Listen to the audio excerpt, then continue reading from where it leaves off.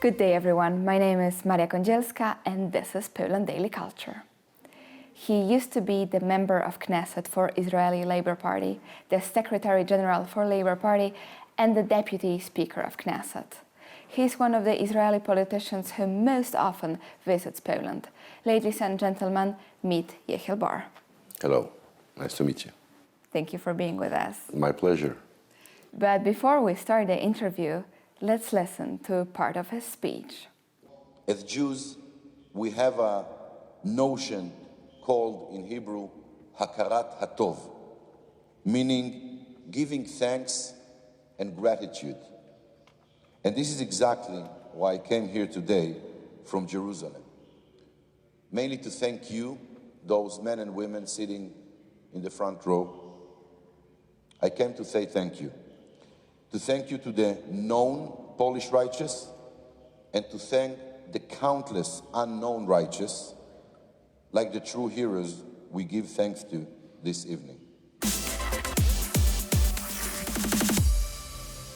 Yehiel, you as a former member of Knesset, you also know the fact that the part of Israel education is for young people during school to come to Poland and visit the camps. And what they do, it's extremely important that they do it, but they mostly see Poland as a cemetery because they see camps and they see cemeteries and see places of death. But they don't see that much of living Poland, like Krakow or Warsaw, or places which are totally different. And from our perspective, it's a bad thing because they usually don't really see how life here looks every day. Do you think it would be possible to change those schedules of those trips?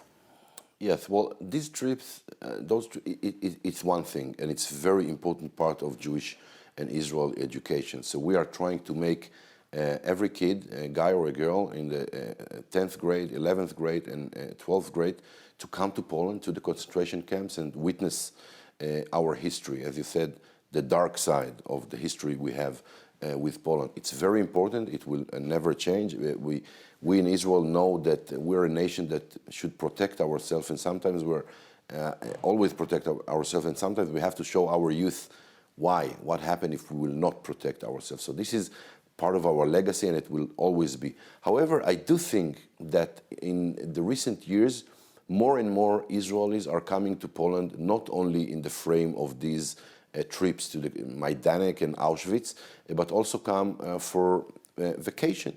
They go to the 1,000 lakes near Missouri, and they're coming to shopping trips in Warsaw and Krakow, and they see the beautiful old city of Warsaw and Krakow, and they see different lakes and views and mountains and skiing.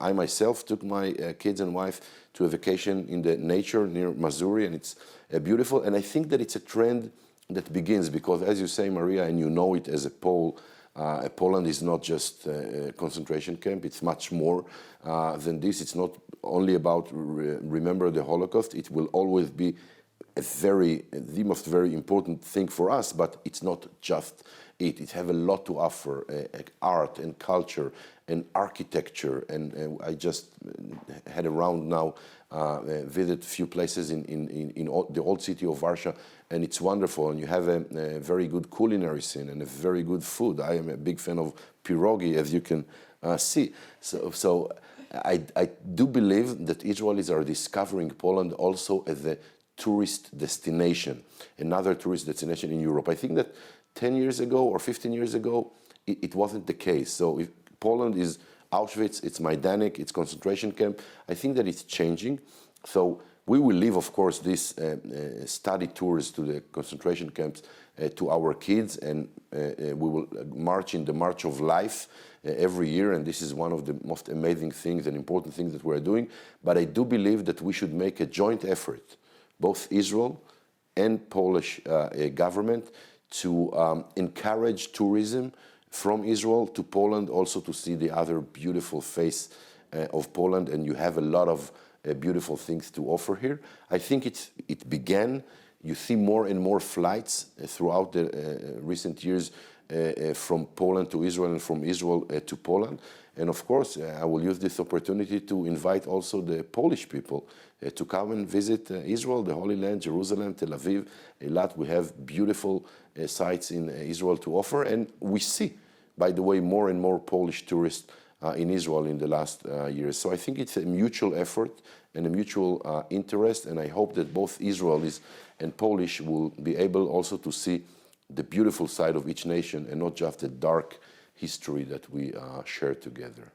The thing is that there is a lot of also Polish Jewish culture here in Poland, which is to discover or which is to learn in literature and poetry, but also as a parts of cities, and of course Kazimierz in Krakow, but in Lublin, there were 90% of people in Lublin were Jewish before the World War II.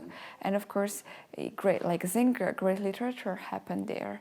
Also in Yiddish, which I know it becomes more and more forgotten with the generation which passes. But it was here, alive in Poland. So that's not only, of course, concentration camps, but this culture as well, which happened. And of course, the beautiful Museum of Polin. But I guess that the Polish Airlines also, when opened this direct flight to Jerusalem and to Tel Aviv, maybe because of it, more and more people are able to come. Absolutely, and you are right. The Jewish culture in Poland was so rich and so big. And by the way, they create, if they were composers or singers or whatever, they create as Poles. They were Jews, but they create as Poles. So they contributed to the Polish culture. And even today, I think that part of the Polish, a big part, a very significant part of the Polish culture until the 40s, made by Jews. And Poles who are not Jews, Christians like you, enjoyed it before and can enjoy it today. And you can see the impact of this culture in music, in food, in literature, in Polish cuisine. A lot of the food that we are eating here on the street, which is not Jewish food, I'm going to a restaurant and I'm saying, wow, this soup is exactly like my grandmother is making. So maybe my grandmother was influenced by Polish kitchen, but maybe the Jews also influenced the Polish kitchen. So it's very mixed because two people, Poles, Jews, that lived together for 1,000 years had an effect, an impact on the other we cannot even describe. So this is why I'm saying that we have so much in common for good and for worse, but also for good.